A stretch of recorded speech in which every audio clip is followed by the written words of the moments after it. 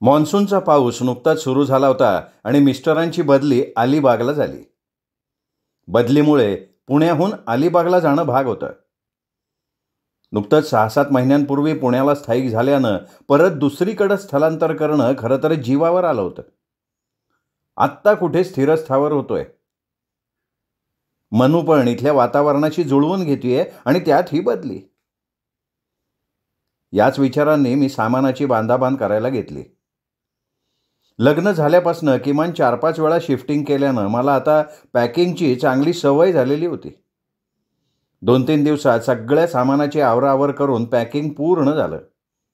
कपड्यांचा बॉक्स, भांड्यांचा box, electric सामानाचा, पुस्तकांचा बॉक्स, असं सगळ्या वेगवेगळ्या वस्तूंसाठी वेगवेगळे बॉक्सेस करून टीव्ही, फ्रीज, वॉशिंग मशीनची सेपरेट पॅकिंग करून दुसऱ्याच दिवशी सामानासकट आम्ही अलिबागला पोहोचलो. यांच्या कंपनीकडनं कॉलनीमध्ये घर मिळालं होतं. तळमजल्यावर 2 BHKचा फ्लॅट ऐसपैस होता. प्रथमदर्शनीच मला खूप आवडला. सामान टाकून थोडासा आराम करावा असा विचार करून सोफ्यावर जरा टेकून बसले, तोच एक खुडखुड आवाज ऐकू आला. मी सहज मागे वळून बघितलं तर फ्रीजच्या मागे एक उंदीर इकडून तिकडे पळत होता. मी घाबरून पाय दुमडून सोफ्यावर बसले. माझी 5 वर्षांची मृण्मयी टुणकन मांडीवर येऊन बसली. हा उंदीर दिसेनासा होतोय तेवढ्यात खुर्ची मागणं आणखीन 2 उंदीर समोर येऊन हजर झाले. मग मात्र त्याच दिवशी कॉलनीतल्या दुसऱ्या बिल्डिंगमध्ये 3ऱ्या मजल्यावर रूम बघून इथला सगळा लवाजमा पुन्हा एकदा दुसरीकडे हलवला. आत्ताचं घरही छान होतं, पण मनात उंदराची धाकधूक होती. घर नीट पाहिल्यावर जीवात जीव आल्यासारखं वाटलं. खेळती हवा, आजूबाजूला हिरवीगार झाडी आणि मला हवी असणारी शांतता. सगळं कसं खूप आल्हाददायी होतं. दुसऱ्या दिवशी मनूलाही नवीन शाळेत ॲडमिशन मिळाली. मग तीही शाळेत जायला लागली. सुरुवातीचे काही दिवस नवीन शाळा, नवीन मित्रमैत्रिणी, नवीन परिसर म्हणून कुरकुर करायची, पण नंतर हळूहळू लागली रोळायला. माझी चिंता दूर झाली. यांचंही रोजचं 8 ते 6 असं रुटीन सुरू होऊन तेही आपल्या कामात व्यस्त झाले. कॉलनीत एक लायब्ररी असल्याचं समजलं. मृण्मयीला शाळेत सोडून लायब्ररीत येऊन मी वाचन करायला लागले. भव्य आणि प्रशस्त होती लायब्ररी. अनेक पुस्तकं, कादंबऱ्या, विविध मासिकं, रोजचं वर्तमानपत्र आणि ते वाचण्यासाठी गरजेची असणारी शांतता. 2-3 तास कसे जायचे कळायचे नाही. मनसोक्त वाचन करून तिथूनच परत मनूला शाळेत घरी आणायला जायचे. माझ्या वाचनाची आवड मला खऱ्या अर्थानं इथे पूर्ण होताना दिसली. अलिबाग तसं मला नवीन असल्यामुळे मार्केट, भाजी मंडई शोधून काढावी लागली. त्यातच तिथे सतत पाऊस पडत असल्यामुळे माझी चांगलीच तारांबळ उडत होती. कोकणातल्या पावसाविषयी फक्त ऐकून होते, प्रत्यक्ष अनुभवानं मात्र भेदरून गेले. 24 तास रप रप पडणारा पाऊस मी इतर ठिकाणी कधीच अनुभवला नव्हता. इथे सूर्योदय होतोच का नाही असा प्रश्न मला पडायचा, पण हळूहळू त्या वातावरणाशी मी जुळवून घ्यायला लागले. मृण्मयीला शाळेत सोडायला जाताना एक मोठं तळं लागायचं. त्या तळ्यात रोज सफेद, नारंगी, गुलाबी, जांभळी अशी विविध रंगी टप्पोरी कमळं फुललेली दिसायची. वर भरून आलेला आभाळ, सभोवतालची हिरवीगार झाडं-झुडपं, पावसाची संततधार आणि पाण्यात अवतरलेली कमळं बघून जणू काही स्वर्गनगरीत असल्याचा आनंद मिळत असे. मनूला सोडवण्यासाठी बस न लावता केवळ हे दृश्य बघण्यासाठी आणि ते डोळ्यात साठवून घेण्यासाठी मी रोज तिला स्कूटीनं सोडायला जात असे. खरं तर निसर्गानं मानवाला दिलेलं हे अनमोल दान, पण त्याची काळजी घेणं सोडा, पण ते याच मानवाकडनं किती दुर्लक्षित केलं जातं याचीही प्रचिती मला नकळत येऊन गेली. घरापासून समुद्रकिनारा जवळ असल्यामुळे दर 3-4 दिवसांनी मी आणि मनू पावसाची उघड असल्यावर बीचवर जात असू. त्यातही नवीन नवीन जागा हुडकून काढणं हा माझा छंद असल्यामुळे आम्ही दोघी पाऊस नसेल तेव्हा घराबाहेर पडून मनसोक्त हिंडायचो. रस्त्याच्या दुतर्फा असणाऱ्या नारळाच्या आणि पोफळीच्या बागेतनं बीचवर जाताना मनूला भारी गंमत वाटे. एवढी उंचच्या उंच झाडं असतातच कशी आणि वाऱ्याबरोबर एकसारखी डोलतातच कशी, असा प्रश्न तिच्या बालमनाला पडे.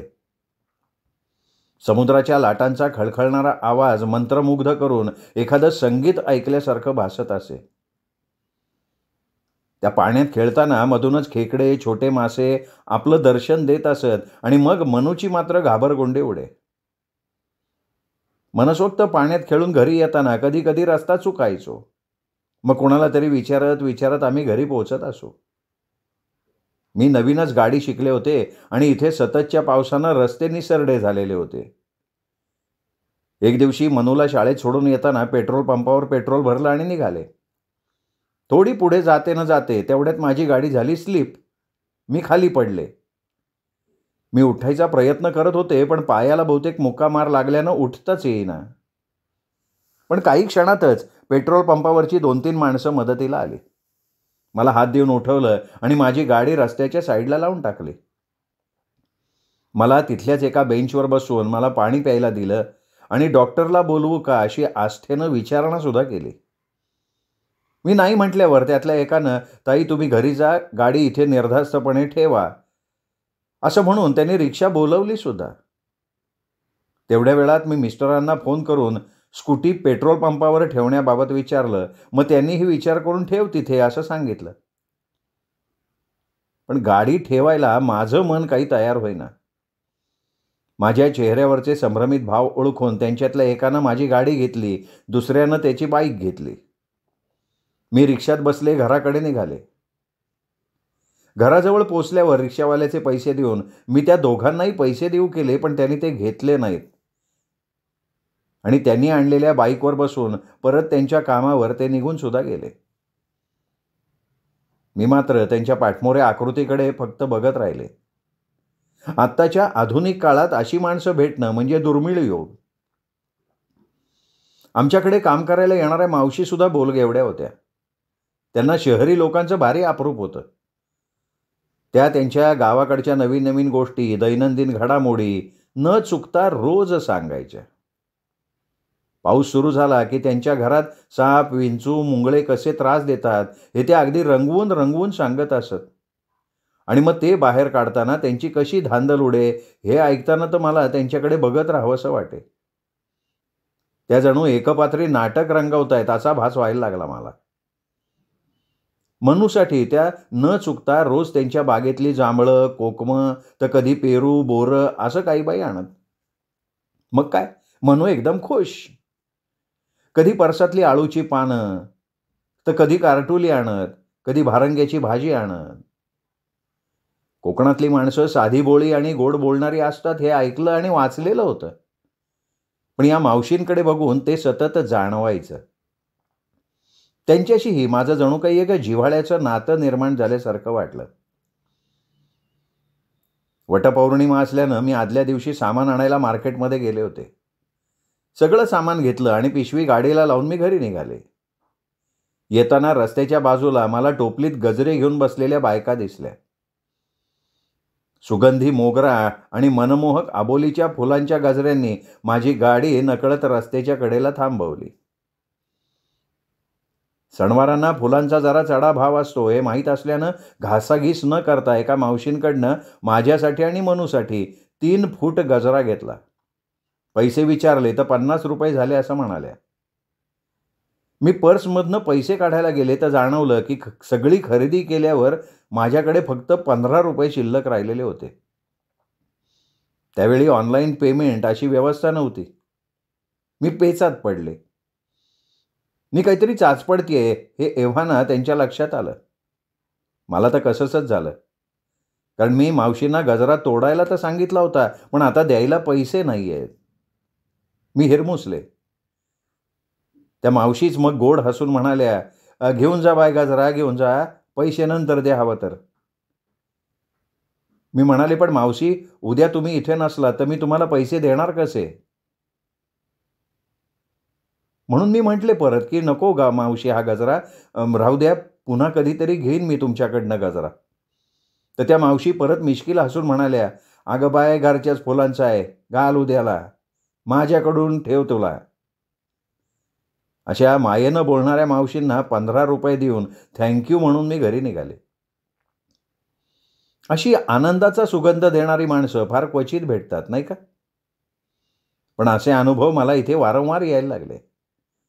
मंडईमध्ये जास्तीची भाजी देणाऱ्या ताई, तर कधी जास्तीचे मासे देणाऱ्या आजी, तर कधी मनूला असंच एखादं फळ देणारे काकासुद्धा मी बघितले.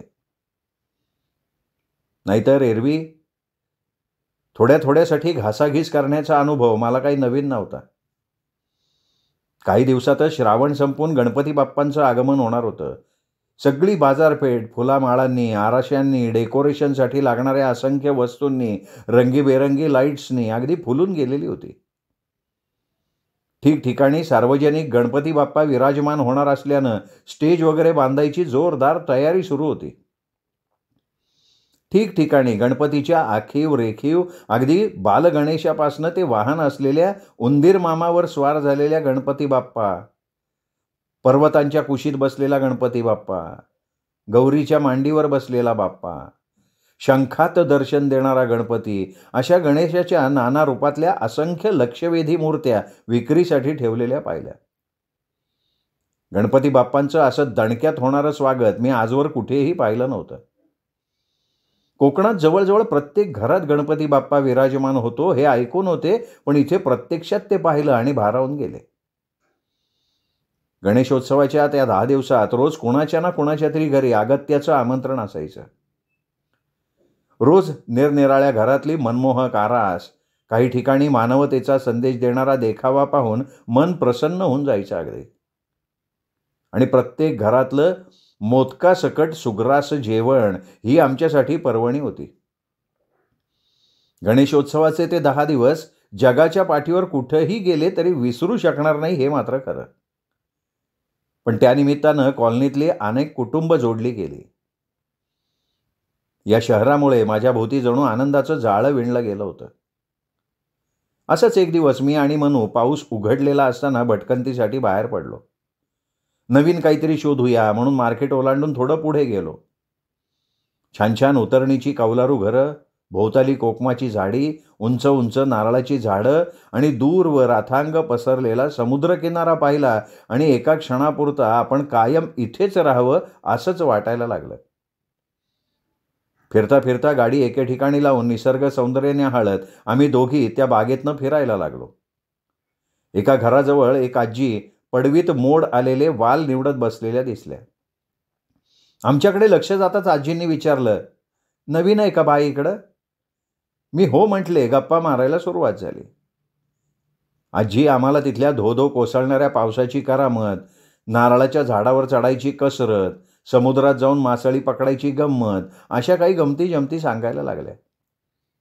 10 मिनिटात त्यांच्या सुनेनं चहासुद्धा आणून दिला. नको नको म्हणत असताना मनूला दूध आणि बिस्किटं दिली आणि ती सुद्धा मग आमच्या गप्पांमध्ये सामील झाली. मनू समोर दिसणाऱ्या परसातली मोगऱ्याची फुलं ओंजळीत मावतील इतकी घेऊन आली.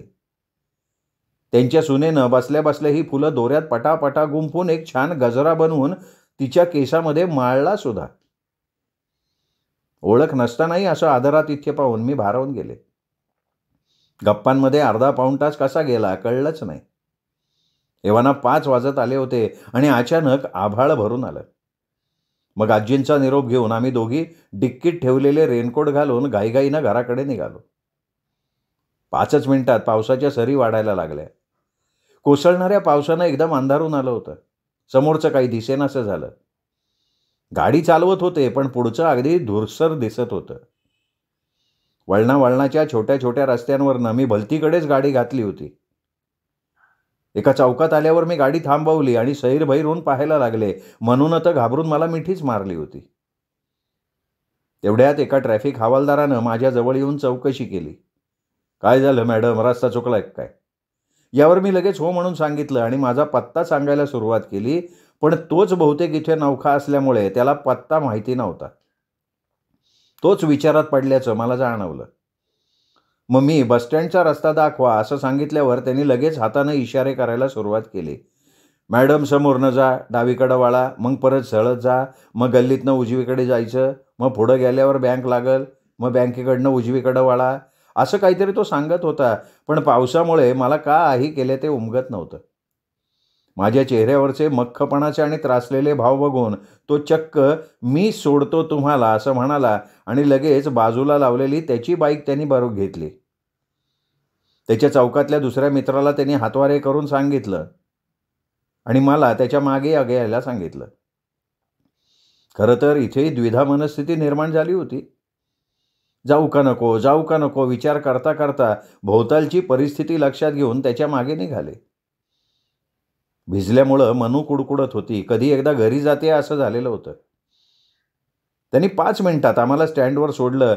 एकवार मागे बघत स्मितहास्य करून आभाराची अपेक्षाही न करता तो निघून सुद्धा गेला.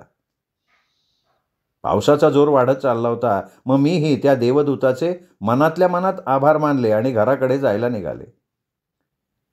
अशा अनेक प्रकारच्या आलेल्या अनुभवांमुळे ही मनस्वी बदल घडवणारी बदली मला हवीशी वाटते, हे मात्र खरं.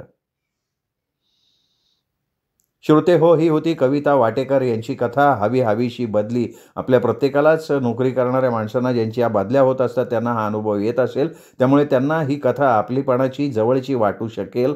कथा आवडली असेल लाईक करा, मित्रपरिवारात, नातेवाईकात शेअर करा. चॅनल सबस्क्राईब करायचं राहून गेलं असेल तर प्लीज चॅनल सबस्क्राईब करा. चला श्रोतेहो, पुन्हा भेटूयात अशाच उत्तम कथेसह. तोपर्यंत नमस्कार मित्रो.